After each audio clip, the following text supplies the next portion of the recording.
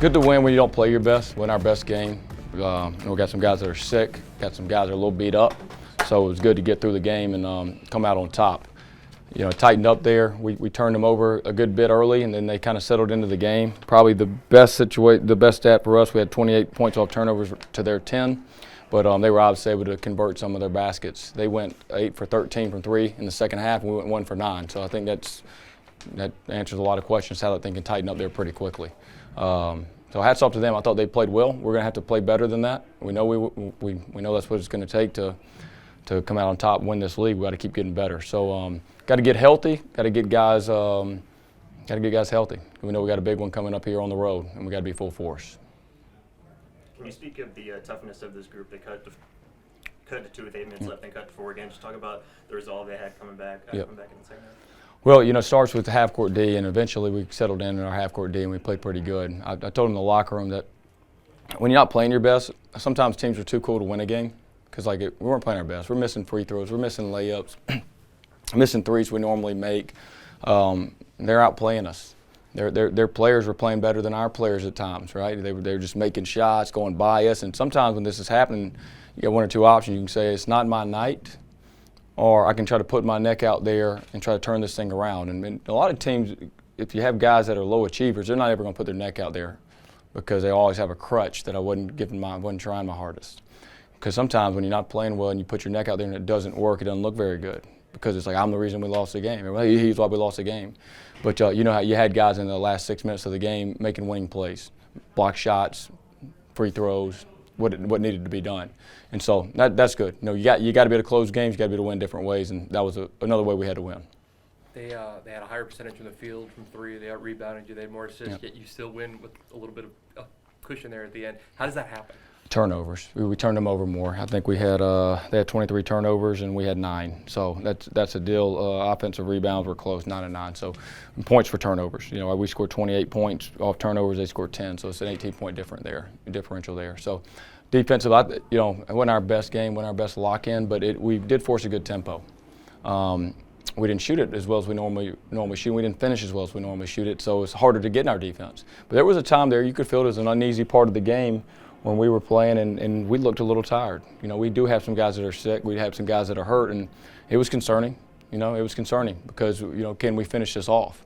And it was good to see our guys do it. But a lot of fight. Mercer they always fight. The Coach Gary's teams, they're always going to play super hard, no matter what's transpired the game before, 2 games before. If they're in a couple-game losing streak, they're never going to give in. I've seen those guys year in, year out towards the end of the year playing their best basketball. And obviously the 17-game win streak, a lot of people are going to talk about that, and deservedly so. But from a game-in, game-out basis, what are you most proud of, and what are you most happy with what your team is doing execution-wise? Unselfishness.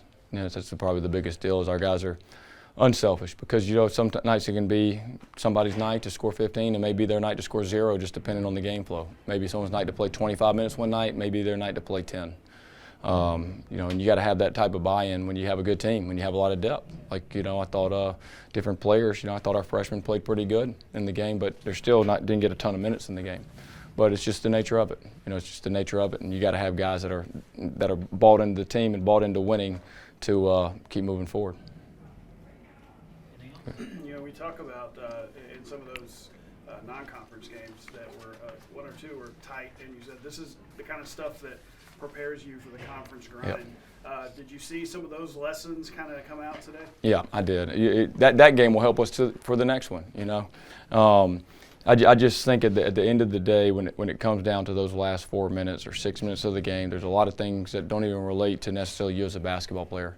It relates to you and your ability to perform under pressure in competitive situations because you've been in that situation, whether it's game or practice, is enough that you feel comfortable in them.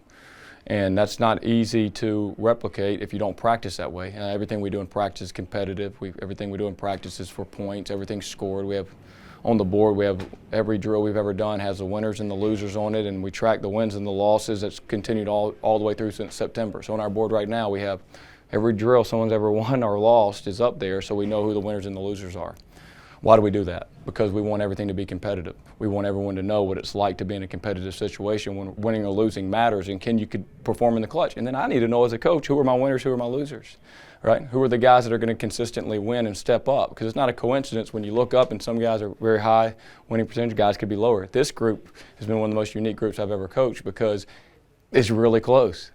Some years you'll have this guy's way up here as an 80% winner. This guy could be a 15 or 20% winner. This year, like our biggest winner is like 56%. So that shows you the parity on our basketball team and just a lot of good players. What do you think? Yeah, you know, I think it's kind of like he said, our depth. We got a bunch of guys, freshmen that can play well, and a bunch of older guys too that play well. So you know, utilizing that to our strength and playing a lot of guys. And some nights it's going to be one guy's night, some nights it's going to be the other guy. So everybody's just got to be ready, and when their time's called, step up.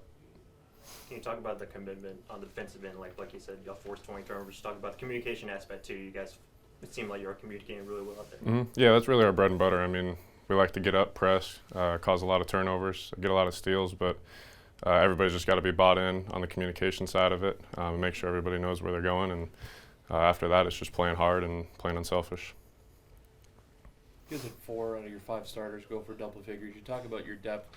How nice is it to know that if any given night there's another guy that can step up and make plays for you guys? Yeah, it's real nice. I mean, everybody's got to be ready. Everybody's got to be ready to step up, but it's nice for the starters too to know that, you know, the pressure is not all on them. You know, they don't have to come out here and force shots that, you know, we don't take in practice. So for them, it's good, and for the guys coming off the bench, it's good to know that you can come in with confidence and be ready when your time's called. Speaking of practice, Bucky was just saying how he makes everything competitive.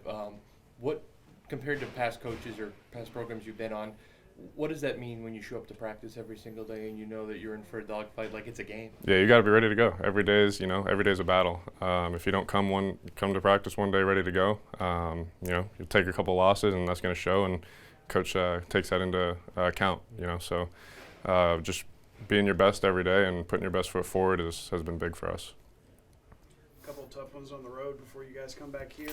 What's the mentality going into those two difficult SoCon road environments? Yeah, first we got to get healthy. You know, we got a couple guys sick, a couple guys banged up, so get those guys back ready to go, and then you know, just be ready to go on the road like we always have been, and be ready to make big plays.